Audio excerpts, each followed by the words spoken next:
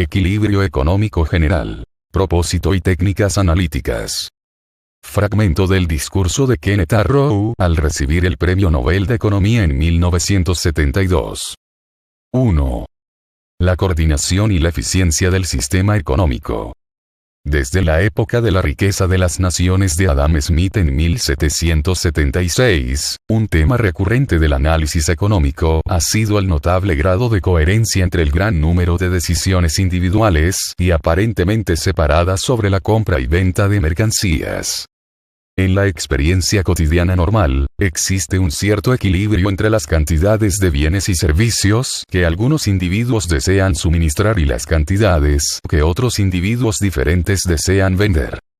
Los aspirantes a compradores generalmente cuentan con poder llevar a cabo sus intenciones, y los aspirantes a vendedores no suelen producir grandes cantidades de bienes que no puedan vender. De hecho, esta experiencia de equilibrio está tan extendida que no suscita inquietud intelectual en el hombre común. Se da tan por sentada que no está interesado en comprender el mecanismo por el que se produce. Lo paradójico es que no entienden la fuerza del sistema, y no están dispuestos a confiar en él cuando ocurre una desviación considerable de las condiciones normales. Esta reacción es más evidente en situaciones de guerra con cambios radicales en la demanda. Se da por sentado que solo se puede hacer frente a estos cambios mediante el control de precios, el racionamiento y la asignación directa de recursos. Sin embargo, no hay razón para creer que las mismas fuerzas que actúan en tiempos de paz no producirían un sistema eficaz en tiempos de guerra u otros cambios considerables de la demanda. Hay consecuencias indeseables de un sistema de libre mercado, pero la pura inviabilidad no es una de ellas. No quiero exagerar. El equilibrio entre la oferta y la demanda dista mucho de ser perfecto. Lo más llamativo es que la historia del sistema capitalista se ha caracterizado por periodos recurrentes en los que la oferta de mano de obra disponible y de equipo productivo disponible para la producción de bienes ha sido superior a su utilización, a veces, como en la década de 1930, en magnitudes muy considerables. Además, el equilibrio relativo de la oferta y la demanda globales en el periodo de posguerra en Estados Unidos y Europa es en buena medida el resultado de políticas gubernamentales deliberadas, no de una tendencia automática del mercado al equilibrio. No obstante, si se tienen en cuenta todos los factores, la coherencia de las decisiones económicas individuales es notable. A medida que aumentan los ingresos y la demanda se desplaza, por ejemplo, de la alimentación al vestido y la vivienda, la mano de obra y las instalaciones productivas siguen el mismo camino. Del mismo modo, y aún más sorprendente para el hombre común, existe una interacción mutua entre los cambios tecnológicos y la asignación de la mano de obra. A medida que la tecnología mejora exógenamente, a través de innovaciones, la mano de obra despedida no se convierte en desempleada permanente, sino que encuentra su lugar en la economía. Es realmente asombroso que las lecciones tanto de la teoría como de más de un siglo de historia sigan siendo tan incomprendidas. Por otra parte, una acumulación creciente de instrumentos de producción eleva los salarios reales y, a su vez, induce un aumento de los precios de las mercancías que requieren mucha mano de obra en relación con las que utilizan poca mano de obra. Todos estos fenómenos demuestran que, en general y a lo largo de la historia, el sistema económico se ajusta con un grado considerable de suavidad e incluso de racionalidad a los cambios en los hechos fundamentales en los que opera. El carácter problemático de la coordinación económica es más evidente en una economía de libre empresa, pero podría parecer de menor importancia en una sociedad socialista o planificada. Pero una pequeña reflexión sobre las decisiones de producción y consumo de una sociedad de este tipo, al menos en el mundo moderno de producción compleja, muestra que en los aspectos más básicos el problema de la coordinación no desaparece con la transición al socialismo o a cualquier otra forma de planificación. En el modelo puro de un mundo de libre empresa, el individuo, ya sea consumidor o productor, es el centro tanto de los intereses o gustos como de la información. Cada individuo tiene sus propios deseos, que se espera que persiga dentro de las limitaciones impuestas por el mecanismo económico. pero además se asume que tiene más información sobre sí mismo o al menos sobre una esfera particular de la actividad productiva y de consumo que otros individuos. Podría ser que en una economía socialista ideal, todos los individuos actuaran de acuerdo con algunas ideas consensuadas del bien común, aunque personalmente encuentro este concepto ni realista ni deseable, en el sentido de que niega el hecho y el valor de la diversidad individual. Pero ni siquiera la sociedad socialista más ideal obviará la diversidad de información sobre los métodos productivos que debe obtenerse simplemente porque la adquisición de información es costosa. De ahí que siga existiendo la necesidad de coordinación, de algún medio para que los planes de los diversos agentes tengan totales balanceados. Cómo se produce esta coordinación ha sido una preocupación central de la teoría económica desde Adam Smith y recibió una respuesta razonablemente clara en la década de 1870 con los trabajos de Gibbons, Menger, y sobre todo, Leon Walras. Era el hecho de que todos los agentes de la economía se enfrentaran al mismo conjunto de precios, lo que proporcionaba el flujo común de información necesario para coordinar el sistema. Había, se argumentaba, un conjunto de precios, uno para cada mercancía, que igualaría la oferta y la demanda de todas las mercancías. Y si la oferta y la demanda eran desiguales en algún lugar, al menos algunos precios cambiarían, mientras que ninguno cambiaría en el caso contrario. Debido a estas últimas características, el balance de la oferta y la demanda en estas condiciones puede denominarse equilibrio, de acuerdo con el uso habitual de este término en ciencia y matemáticas. El adjetivo general se refiere al hecho de que no podemos hablar legítimamente de equilibrio con respecto a una sola mercancía, puesto que la oferta y la demanda en cualquier mercado dependen de los precios de otras mercancías. El equilibrio general de la economía no puede descomponerse en equilibrios separados para mercancías individuales. Ahora bien, incluso en la versión más estrictamente neoclásica de la teoría de los precios, no es precisamente cierto que los precios por sí solos sean información adecuada para los agentes individuales para la consecución del equilibrio, un punto que se desarrollará más adelante. Un sector de la crítica ha hecho más hincapié en las propias cantidades como señales, incluyendo nada menos que a una autoridad como el gran Keynes. Véase especialmente la interpretación de Keynes por Leighton Wood. Más recientemente, Cornay ha esgrimido el mismo argumento a partir de la experiencia socialista. No obstante, aunque las críticas no carecen, a mi juicio, de cierta validez, no han dado lugar a un verdadero modelo alternativo de asignación detallada de recursos.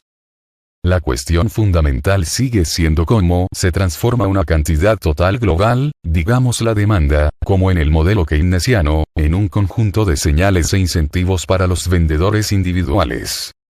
Si se cambia de perspectiva, de la descripción al diseño de economías, no es tan difícil pensar en mecanismos de coordinación distintos de los precios. De hecho, todos estamos familiarizados con el racionamiento de una forma u otra.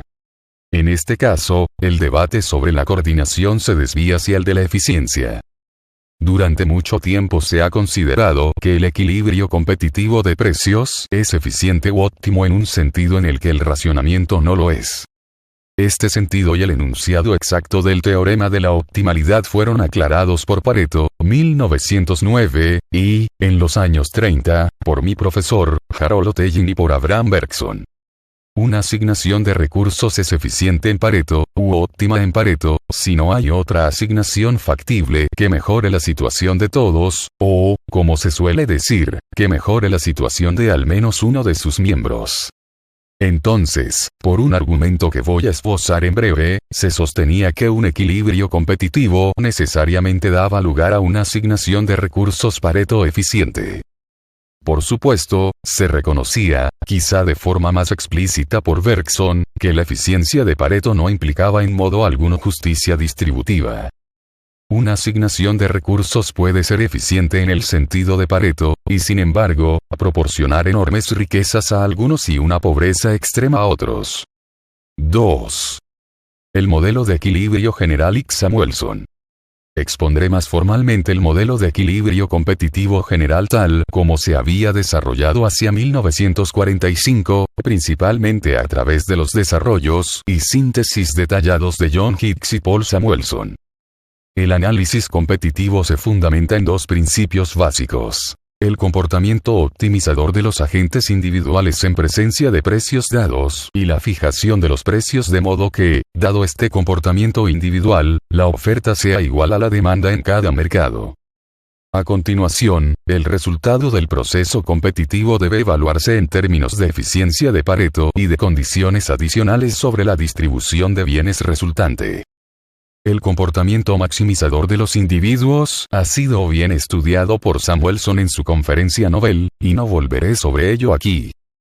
Solo quiero recordar al oyente algunos puntos elementales. El primero es que las elecciones del consumidor están sujetas a una restricción presupuestaria. El consumidor comienza con la posesión de algunas cantidades de bienes económicamente valiosos, como mano de obra de determinados tipos, tierra u otras posesiones. Imaginemos que hay n bienes en total, y que si es la cantidad del bien I que posee inicialmente el individuo H, puede ser 0 para la mayoría de los bienes. Si P es el precio de la iésima mercancía, entonces su renta total disponible para gasto es P es I. Por lo tanto, puede elegir para el consumo cualquier cesta de bienes que no cueste más que su ingreso. Dentro de este conjunto presupuestario de posibles cestas de consumo, se asume que el individuo elige su cesta preferida. La interpretación más habitual de más preferido en este contexto es que existe una ordenación de preferencias de todas las cestas posibles, según la cual, para cada par de cestas, una es preferida a la otra, o bien las dos son indiferentes. Y estos juicios por pares tienen la propiedad de coherencia conocida por los lógicos como transitividad. Así, por ejemplo, si la cesta A es preferida a la cesta B, y B a la C, entonces A será preferida a C. Esta visión ordinalista de las preferencias se debe originalmente a Pareto y a Irving Fisher, hacia 1900, y representa una evolución de la anterior posición cardinalista, según la cual a cada cesta se asociaba una satisfacción o utilidad mensurable, y el consumidor elegía la cesta que maximizaba la utilidad dentro del presupuesto establecido.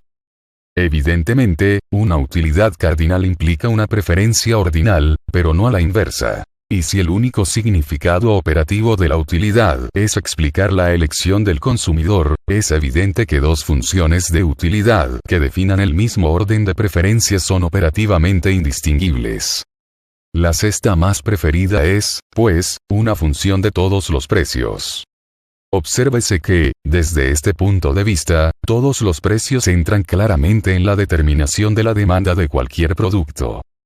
Por un lado, el aumento de un precio disminuye claramente el ingreso restante disponible para todos los demás productos. Más concretamente, sin embargo, las demandas de algunos productos están estrechamente interrelacionadas con otras. Así, la demanda de gasolina está quizá más influida por el uso de automóviles y, por tanto, por su precio, que por su propio precio. Aquí se muestra claramente la interrelación de todas las demandas. La caracterización de la elección del consumidor mediante la optimización puede, como todos sabemos, hacerse más explícita. Recordemos la definición de Hicks de la tasa marginal de sustitución entre dos mercancías para cualquier individuo. Para una cesta dada, consideremos todas las cestas indiferentes a ella, es decir, ni preferibles a ella ni inferiores a ella.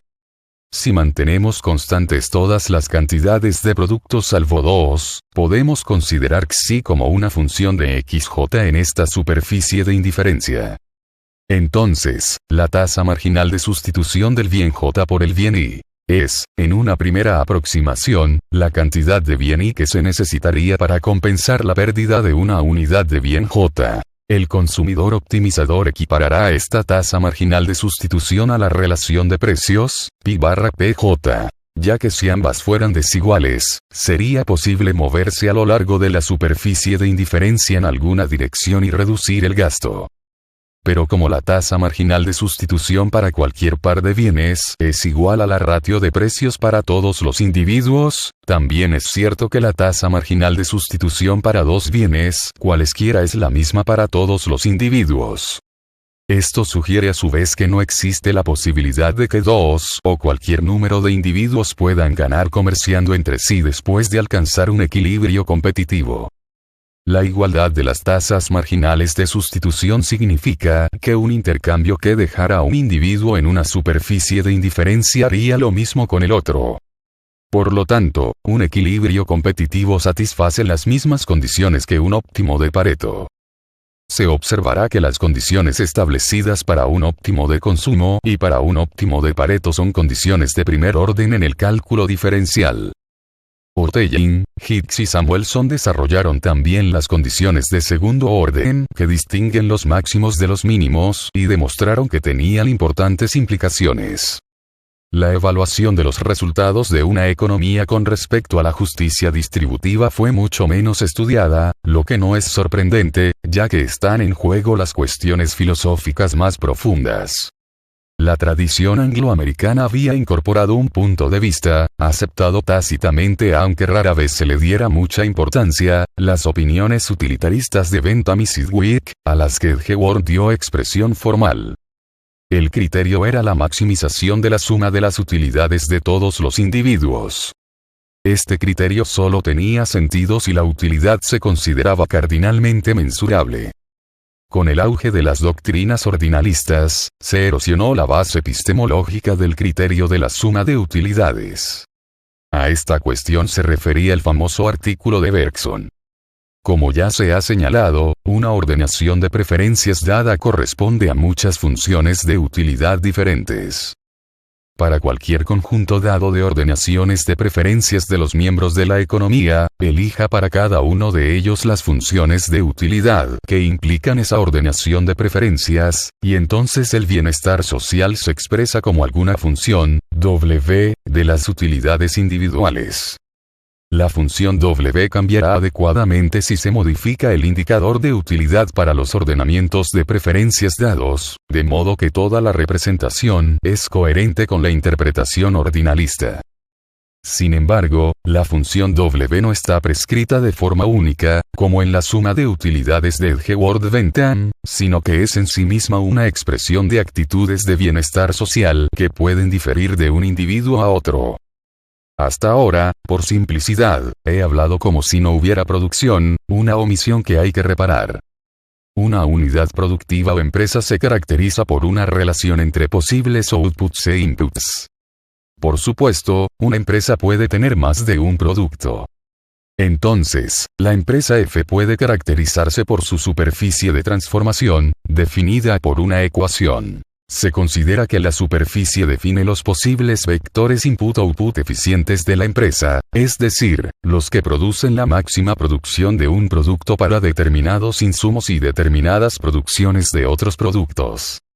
Se considera que el comportamiento optimizador de la empresa es la maximización del beneficio entre los puntos de su superficie de transformación. En los libros citados de Hicks y Samuelson se supone que la superficie de transformación es diferenciable, de modo que la posición de máximo beneficio se define mediante igualdades marginales adecuadas. En este punto hay que hacer dos observaciones. 1. Es evidente que si todos los precios se multiplican por la misma constante positiva, la restricción presupuestaria de los hogares no cambia, y por tanto, tampoco las demandas de los consumidores. Del mismo modo, los beneficios se multiplican por una constante positiva, de modo que la elección de una empresa para maximizar sus beneficios no varía. Por tanto, las funciones son homogéneas de grado cero en sus argumentos. 2. Los beneficios de las empresas deben considerarse parte de la renta de los hogares que las poseen.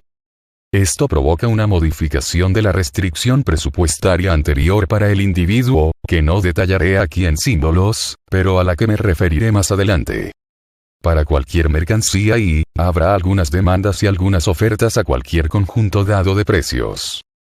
Siguiendo a Hicks, hablaremos del exceso de demanda de la mercancía como la suma de la demanda y la oferta de todos los individuos y empresas, siendo esta última negativa. Algunas empresas pueden ser demandantes en lugar de oferentes, pero la convención del signo garantiza que la suma anterior da la oferta neta agregada de las empresas, es decir, después de anular las demandas de una empresa que son suministradas por otra. Como cada término es homogéneo de grado cero, también lo es el total. Además, la satisfacción de la restricción presupuestaria para cada individuo también restringe las funciones de exceso de demanda.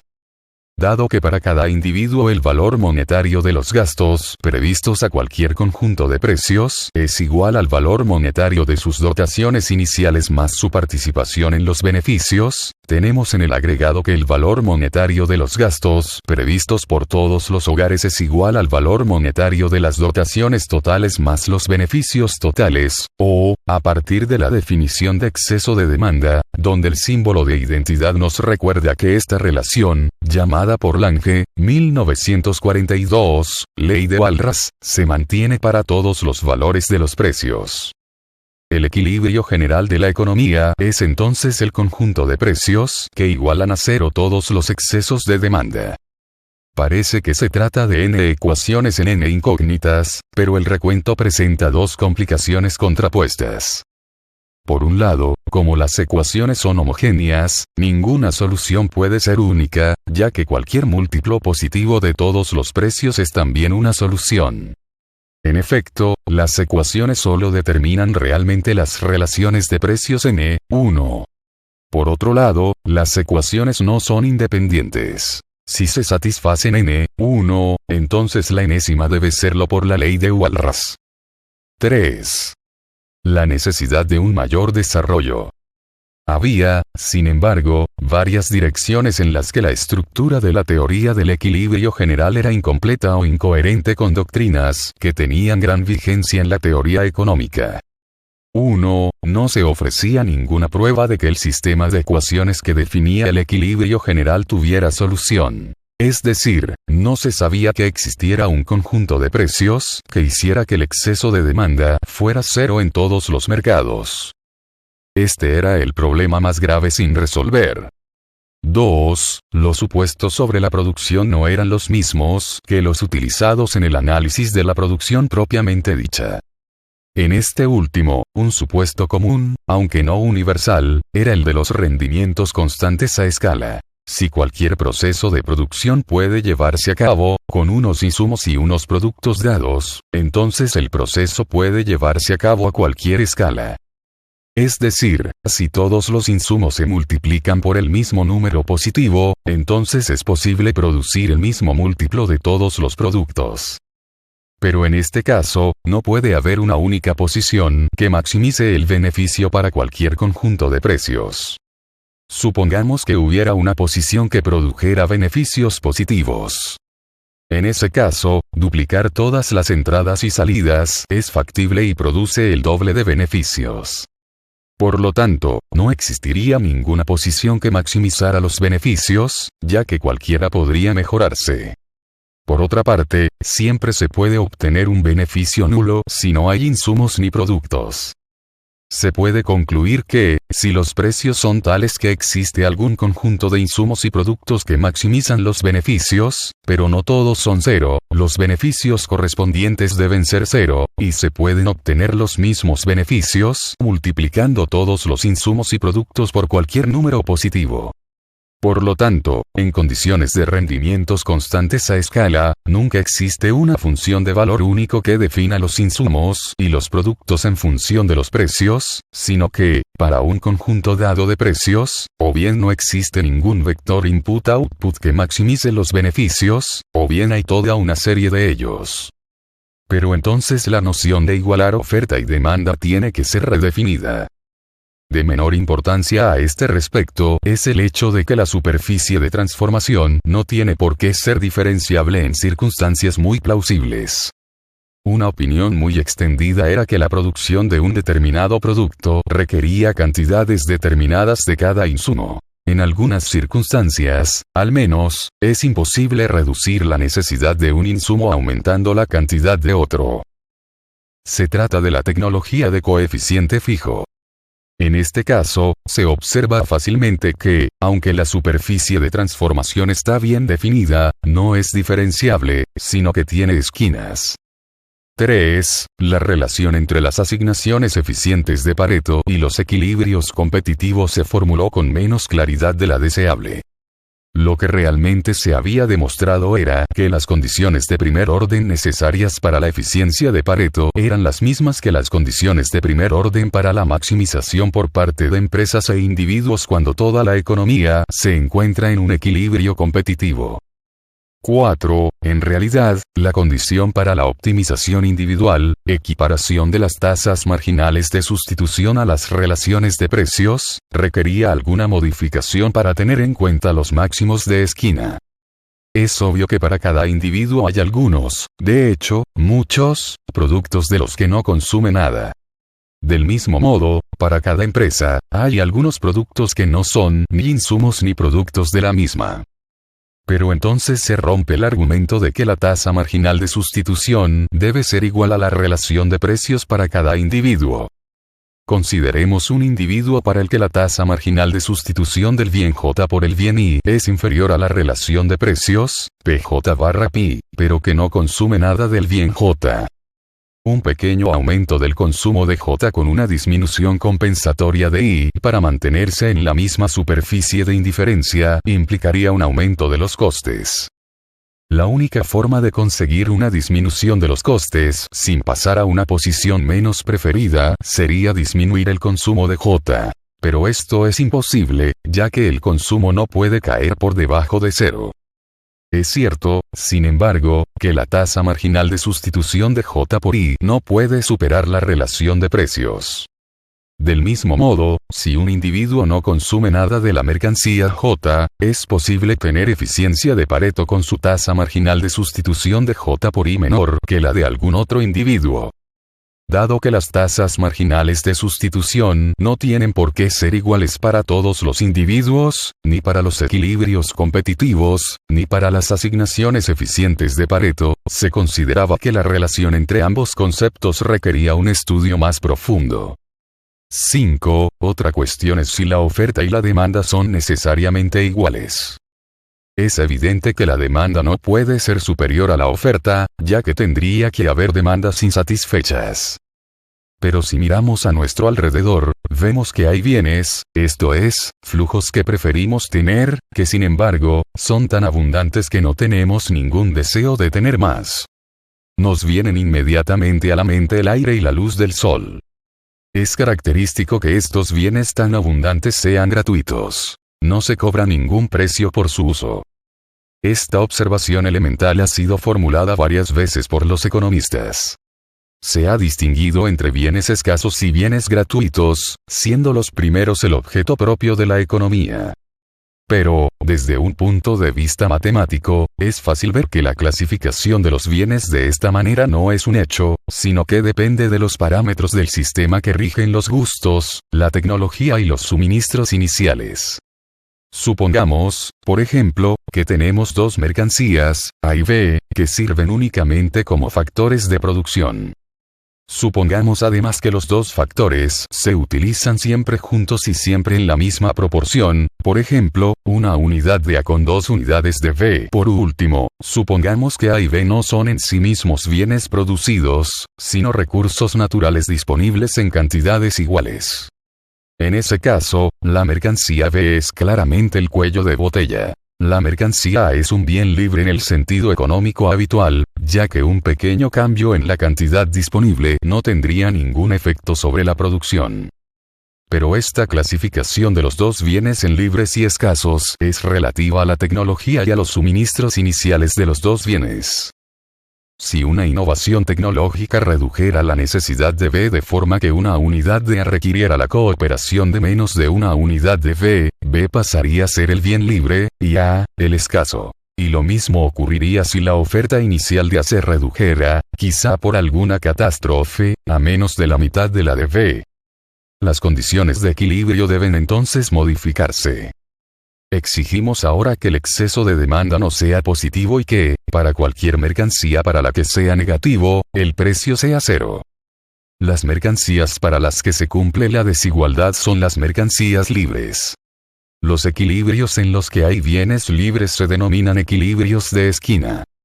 El problema que acabamos de plantear ilustra una tendencia general en la evolución de la teoría del equilibrio general a pasar de un análisis local a un análisis global. Si consideramos pequeños cambios en los parámetros que determinan los gustos, la tecnología y los suministros iniciales, la clasificación de los bienes en libres y escasos permanece inalterada.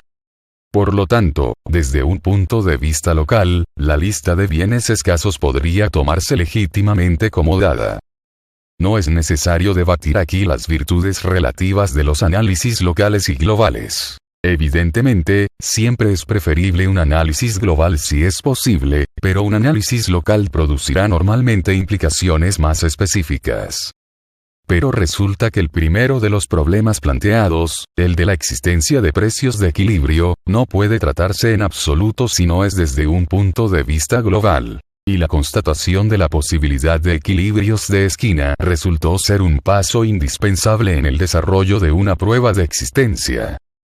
Para evitar una interpretación errónea de esta lista de necesidades de desarrollo, hay que destacar dos puntos. 1. Los objetivos generales y la estructura de la teoría del equilibrio general han seguido siendo los ya expuestos por Higgs, y el desarrollo posterior habría sido imposible y de hecho no habría tenido sentido si no hubiera sido sobre sus fundamentos. 2. He resumido aquí solo los aspectos más generales y fundacionales del trabajo de Higgs y Samuelson, ya que son los más relevantes para mi propósito actual, pero el interés primordial de ambos estaba más bien en las leyes de funcionamiento del sistema de equilibrio general, resultados no resumidos anteriormente, que en las cuestiones de existencia y similares.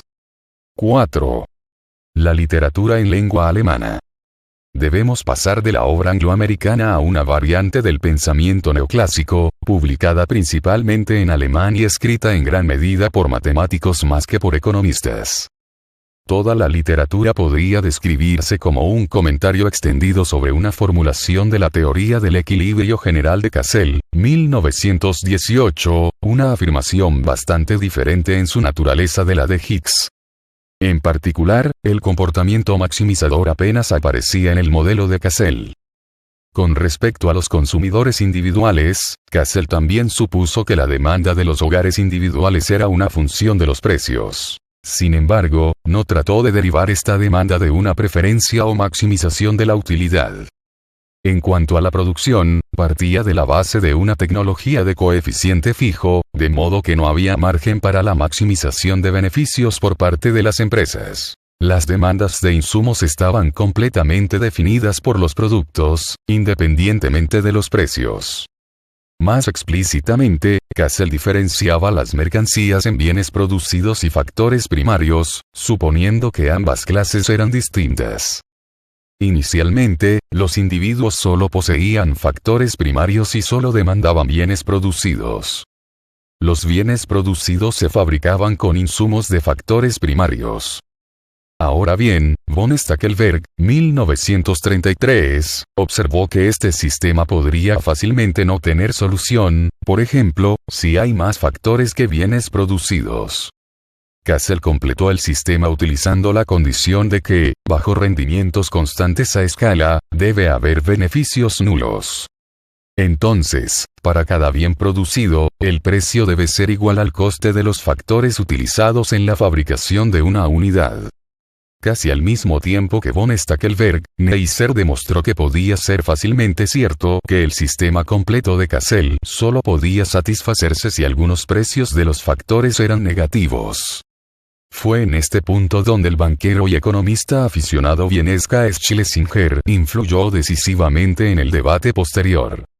Observó que las críticas planteadas por von Stackelberg y por Neisser podían resolverse reconociendo la posibilidad de equilibrios de esquina, en particular en lo que respecta a los factores primarios. Algunos pueden ser simplemente superfluos y deben considerarse bienes libres. Con esta modificación, conjeturó Schlesinger, podría demostrarse que existe un equilibrio en el que todos los precios son no negativos. Él interesó al matemático Abraham Walden este problema, y este demostró en una brillante serie de artículos resumidos en 1936, que efectivamente existía el equilibrio, aunque había que hacer suposiciones bastante fuertes, y el análisis se limitaba a variaciones del modelo de Cassel. El razonamiento de Walden era formidablemente complejo, y su trabajo se publicó en una revista de matemáticas en lengua alemana. Hasta unos 10 años más tarde no empezaron a conocerlo los economistas matemáticos estadounidenses. En el mismo periodo, el matemático John von Neumann publicó un trabajo que tuvo a la larga un impacto más profundo, aunque su tema era menos relevante. Se trataba de un desarrollo del modelo de crecimiento constante de la economía de Cassel. El objetivo era demostrar la existencia de una senda de crecimiento con una expansión proporcional máxima en todas las mercancías. Desde un punto de vista económico, el modelo era un tanto extraño, ya que no existía consumo alguno. Los productos de un periodo eran insumos de actividades que generaban los productos del periodo siguiente. Hubo 3 puntos dignos de mención que tuvieron gran influencia en el desarrollo de la teoría del equilibrio general. 1. La estructura de la producción se caracterizó de forma novedosa. Se partía de la base de que existía un conjunto fijo de actividades, cada una de ellas caracterizada por un vector de inputs y outputs posibles y cada una tecnológicamente capaz de operar a cualquier escala. Se generalizaba así el modelo de coeficiente fijo, en el que había una actividad para cada producto. Las combinaciones factibles de actividades eran aquellas para las que la utilización total de cada insumo no superaba la cantidad disponible de la producción anterior. 2. La senda de crecimiento máximo podía caracterizarse como una especie de equilibrio competitivo, en el sentido de que era matemáticamente posible y significativo introducir un nuevo conjunto de variables, que podían considerarse precios. Cualquier actividad que se desarrollara arrojaba beneficios nulos. Otras actividades arrojaban beneficios nulos o negativos. Por lo tanto, la elección de los niveles de actividad podría describirse como maximización de beneficios, donde los máximos pueden implicar algunas esquinas. Además, el precio de cualquier producto cuya demanda como insumo fuera inferior a la cantidad disponible tenía que ser cero. Por lo tanto, el equilibrio competitivo podía requerir esquinas. 3. El método de prueba de la existencia de precios y cantidades relativas que daban lugar a una tasa de crecimiento máxima requería el uso de una herramienta de la topología combinatoria, una generalización del teorema del punto fijo de Brouwer. Desde un punto de vista matemático, la existencia de equilibrio en el modelo de crecimiento de von Neumann era una generalización del teorema minimax para juegos de suma cero de 2 personas, que von Neumann había estudiado unos años antes. El interés por la teoría de juegos que siguió a la publicación del gran libro de von Neumann y Morgenstern, 1944, fue una fuerte fuerza colateral para introducir nuevas técnicas matemáticas, en particular la teoría de conjuntos convexos, en la teoría del equilibrio general. Unos años más tarde, Kakutani, 1941, desarrolló una simplificación del teorema del punto fijo de von Neumann, que se ha convertido en la herramienta estándar para demostrar teoremas de existencia. Repasemos brevemente los teoremas del punto fijo de Brouwer y Kakutani. Recordemos que se dice que un conjunto de puntos es compacto si es cerrado y acotado, y que es convexo si cada segmento de línea que une 2 puntos del conjunto se encuentra íntegramente dentro del conjunto.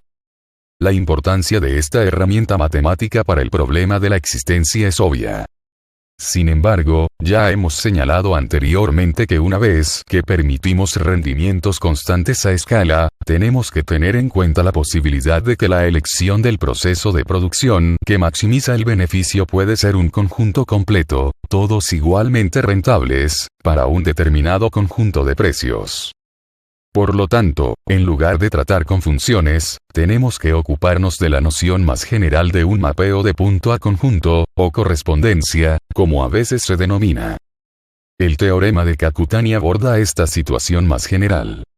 El teorema de Kakutani nos dice que dicho punto fijo existirá si se cumplen 2 condiciones. Para cada x, x es un conjunto convexo. Y al variar x es continuo en cierto sentido, más técnicamente, que tiene la propiedad conocida como semicontinuidad superior. 5. Eficiencia de Pareto, equilibrio competitivo y convexidad. Mi propio interés se centró primero en las relaciones entre la eficiencia de Pareto y el equilibrio competitivo. En particular, a finales de los años 40, los economistas discutían mucho sobre las ineficiencias resultantes del control de rentas y las diferentes propuestas para alcanzar los beneficios de eficiencia de un mercado libre por una u otra vía de transición. Parte de los argumentos informales sobre la eficiencia giraban en torno a la idea de que, bajo el control de los alquileres, la gente compraba el tipo de vivienda equivocado, por ejemplo, apartamentos excesivamente grandes. A mí me parecía que un individuo solo compraba un tipo de vivienda, no varios. Los óptimos individuales estaban en las esquinas y, por tanto, no se podían equiparar las tasas marginales de sustitución pasando a un mercado libre. Sin embargo, el análisis diagramático de casos sencillos me sugirió que la identificación tradicional de equilibrio competitivo y eficiencia de Pareto era correcta, pero no podía demostrarse con las técnicas locales del cálculo diferencial. Pronto me di cuenta de que la teoría de conjuntos convexos, y en particular, el teorema de separación, eran la herramienta adecuada. Empecemos con una asignación eficiente de Pareto y consideremos todas las asignaciones lógicamente posibles que todos preferirían.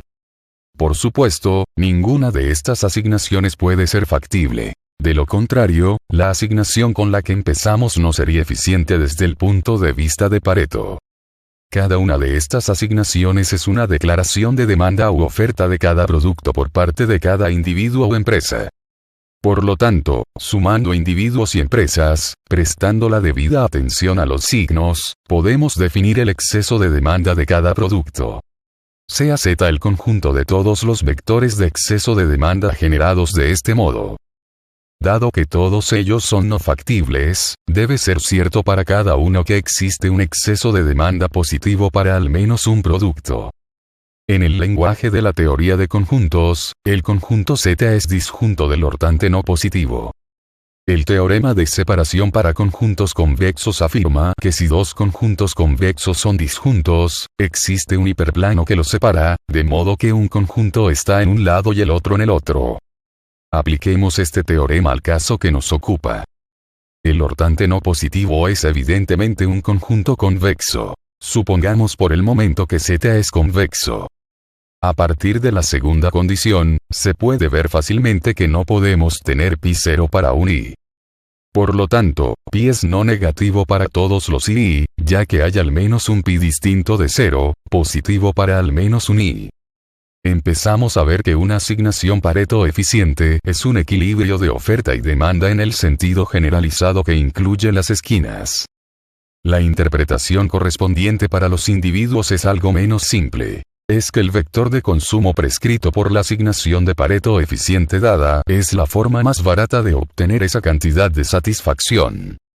En conjunto, se ha demostrado que si Z es un conjunto convexo, la asignación eficiente de Pareto puede ser alcanzada como un equilibrio competitivo del mercado, en el sentido de que los precios y una asignación inicial adecuada de los recursos pueden ser encontrados de tal manera que cada individuo está alcanzando su nivel de satisfacción al mínimo coste, cada empresa está maximizando los beneficios, y los mercados están todos en equilibrio en el sentido generalizado que permite equilibrios de esquina.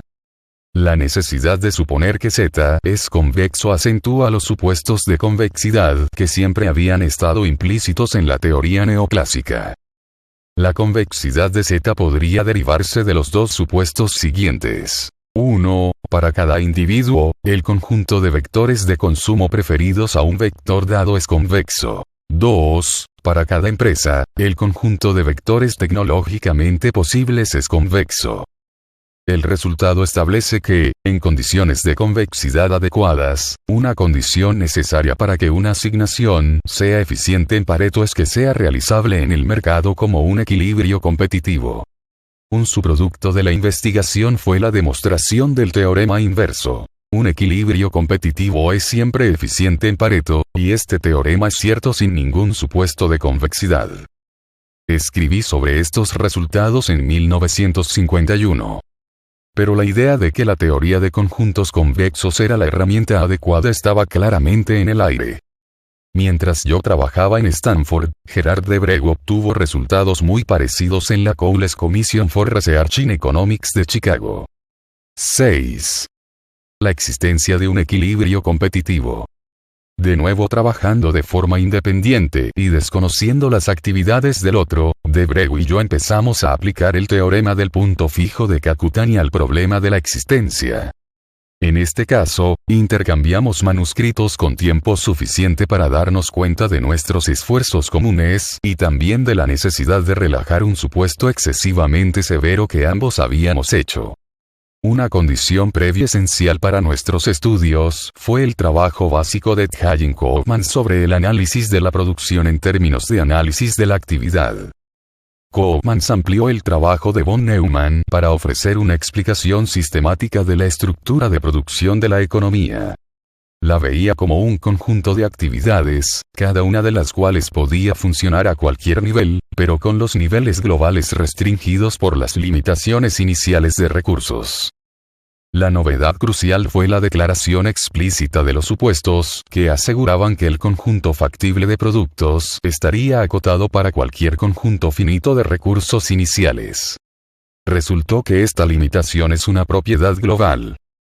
Es decir, las condiciones sobre la naturaleza de las actividades individuales, por ejemplo, que cada actividad tuviera al menos un insumo, no bastaban para garantizar la acotación de la economía en su conjunto.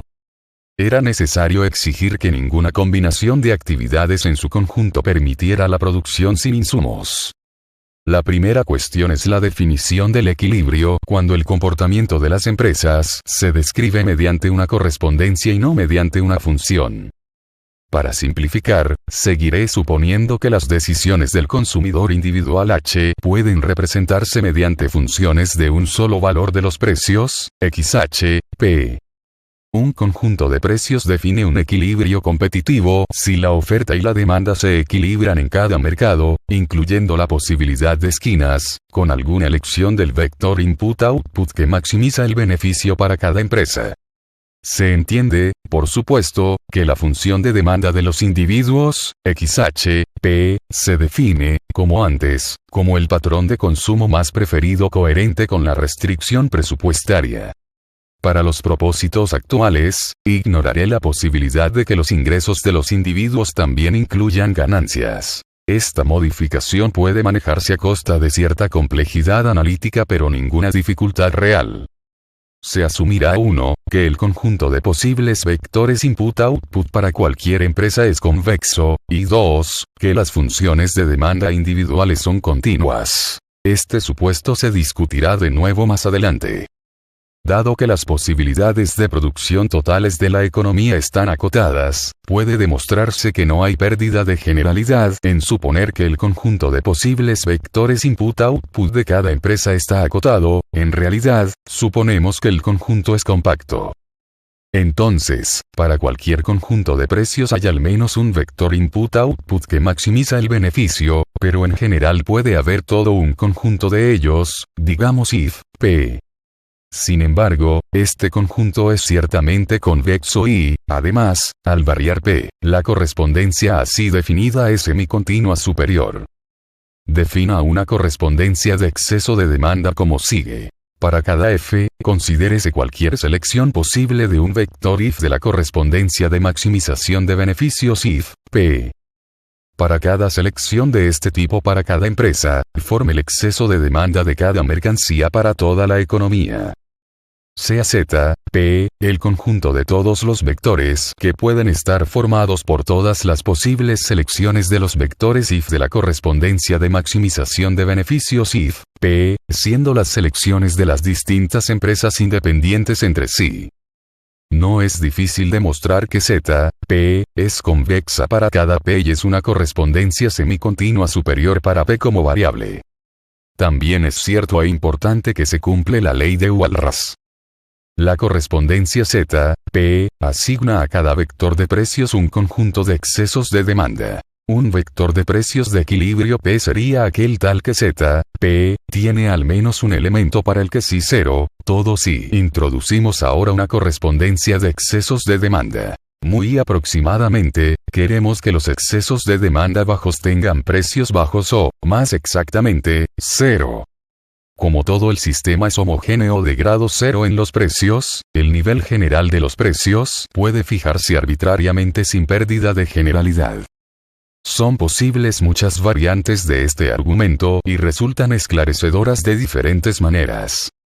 Independientemente de mi trabajo con Debreu, Lionel McKenzie demostró la existencia del equilibrio. Simplemente asumió la existencia de funciones de oferta y demanda en lugar de analizarlas en términos de las estructuras de producción y consumo subyacentes. Para presentaciones sistemáticas de los teoremas de existencia del equilibrio competitivo, véase Debreu y Arroyan. Hay un cabo suelto que conviene revisar ahora. Se ha supuesto que las funciones de demanda del individuo son continuas. Pero uno de los descubrimientos sorprendentes que Debreu y yo hicimos en el curso de nuestro estudio fue que incluso bajo todos los supuestos fuertes habituales sobre el comportamiento de los individuos, esto no puede ser cierto en todas partes en el simplex de precios excepto bajo condiciones muy artificiales. El problema es que la renta del individuo también depende de los precios, y si los precios de las mercancías, o dotaciones, que el individuo posee originalmente caen a cero, su renta cae a cero. Sin embargo, cuando algunos precios e ingresos son cero, la demanda de los bienes ahora libres puede saltar de forma discontinua. Para ilustrarlo, supongamos que un individuo posee inicialmente un solo bien, por ejemplo, trabajo. Mientras el precio de ese bien fuera positivo, podría retener una parte para su propio uso, pero en cualquier caso nunca podría consumir más de lo que tenía inicialmente. Pero cuando el precio cae a cero, puede demandar el mismo trabajo a otros y en la cantidad que desee. La existencia de un equilibrio competitivo depende entonces de supuestos que aseguran que para cada individuo hay al menos una mercancía que posee inicialmente y que está destinada a tener un valor positivo. No expondré aquí estos supuestos. El conjunto original de Arrow-Debreu ha sido refinado a través de los trabajos de Gale, McKenzie y Arroyan. 7. Equilibrio general e incertidumbre. Una vez establecido el enfoque general del análisis de la existencia, podía aplicarse en muchas direcciones diferentes. Una de ellas era el análisis de modelos que representaban, de un modo u otro, imperfecciones en el sistema competitivo. La exigencia de demostrar un teorema de existencia en cada caso lleva a la necesidad de precisar rigurosamente las hipótesis, exigencia que parece estar resultando muy fructífera. Muchos de estos trabajos se están llevando a cabo en la actualidad, en ámbitos como el análisis de los mercados de futuros, las expectativas y la teoría monetaria, pero el tiempo no permite comentar lo que, en cualquier caso, es un campo en rápida evolución.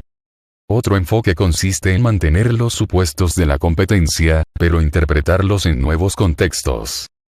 Un ejemplo de ello es la ampliación de la teoría del equilibrio general a resultados inciertos. Supongamos que existe cierta incertidumbre en la producción debido, por ejemplo, a las condiciones meteorológicas. Un tipo de clima beneficiará a un tipo de productor y perjudicará a otro, mientras que otro tipo hará lo contrario. Si suponemos que los individuos tienen aversión al riesgo, hay margen para un comercio de seguros mutuamente rentable. Incluso al margen de la aversión al riesgo, los individuos y las empresas, al planificar un futuro incierto, pueden querer asegurarse de que sus demandas y sus productos son mutuamente compatibles. Así, si hay incertidumbre sobre la oferta de grano, un molinero puede preferir que los futuros contratos de trabajo dependan de esa incertidumbre. Tomamos de la teoría de la probabilidad el concepto de estado del mundo, que es una descripción del mundo tan precisa que define completamente todas las existencias iniciales de bienes y todas las posibilidades tecnológicas. La incertidumbre consiste en no saber qué estado se cumplirá. Las existencias iniciales de la mercancía y por parte del individuo H, si se cumple el estado S, pueden designarse por X de forma similar. El conjunto de vectores input-output posibles de una empresa puede depender del estado S. La viabilidad de cualquier asignación dependerá entonces del estado S y, por tanto, los compromisos de consumo y producción deben variar de forma similar. Así pues, la decisión de cada individuo debe ser un vector distinto para cada estado S. Pero está claro que lo óptimo para todos los implicados es tomar todas estas decisiones simultáneamente, antes de saber qué estado del mundo prevalecerá de hecho. Es esta decisión anticipada la que permite obtener los posibles beneficios del seguro, de la reducción de la asunción de riesgos. A lo que nos lleva es a considerar la misma mercancía física en diferentes estados del mundo como mercancías económicamente diferentes. El procedimiento es exactamente análogo al análisis de Higgs de las mercancías presentes y futuras. La misma mercancía física en diferentes momentos del tiempo define mercancías diferentes. Se puede aplicar entonces todo el análisis anterior, con una reinterpretación adecuada. Las mercancías en el sentido ordinario se sustituyen por mercancías contingentes, promesas de comprar o vender una mercancía dada si, y solo si, se produce un determinado estado del mundo. El mercado determinará entonces los precios contingentes. La liquidación de los mercados significa la liquidación de los mercados contingentes. Los compromisos adquiridos son lo suficientemente flexibles como para que siempre puedan satisfacerse. Cabe señalar que los ordenamientos de preferencias sobre vectores de mercancías contingentes contienen elementos de juicio sobre las probabilidades de diferentes estados del mundo, así como elementos de gusto en el sentido ordinario. En igualdad de condiciones, se invertirá menos en una demanda que dependa de un estado que se considere poco probable. Las implicaciones de este modelo son evidentes. Es evidente que las mercancías contingentes que se piden no existen en la medida necesaria, pero la variedad de valores disponibles en los mercados modernos sirve de sustituto parcial. En mi opinión, el modelo de equilibrio general bajo incertidumbre es tanto un ideal normativo como una descripción empírica. Es la forma en que el mundo real difiere de los criterios del modelo lo que sugiere una política social para mejorar la eficiencia con que se asigna la asunción de riesgos. De hecho, no es un mero accidente empírico que no existan todos los mercados contingentes necesarios para la eficiencia, sino un hecho necesario con profundas implicaciones para el funcionamiento y la estructura de las instituciones económicas. A grandes rasgos, la información sobre determinados acontecimientos, incluso después de que hayan ocurrido, no se distribuye de manera uniforme entre la población. Dos personas no pueden celebrar un contrato supeditado a la ocurrencia de un determinado acontecimiento o estado si solo una de ellas sabe de hecho que el acontecimiento se ha producido. Un ejemplo concreto de esto se conoce a veces como riesgo moral en la literatura económica y de seguros. La mera existencia de un seguro modificará el comportamiento individual en el sentido de una menor precaución a la hora de evitar riesgos. La póliza de seguros que exigiría una asignación óptima de la asunción de riesgos solo cubriría los riesgos inevitables y distinguiría sus efectos de los debidos al comportamiento del individuo.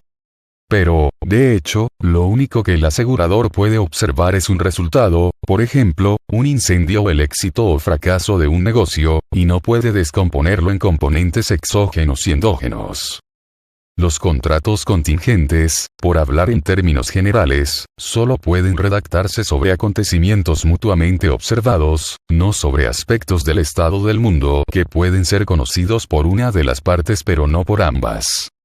Aunque no puedo discutir este punto aquí, me gustaría sostener que las dificultades de asignación derivadas de la desigualdad en la información son importantes en campos tan diversos como la atención médica y la discriminación racial. La dificultad de lograr una asignación óptima de la asunción de riesgos, debido a las diferencias de información, fue expuesta por primera vez de forma general por Roy Radner.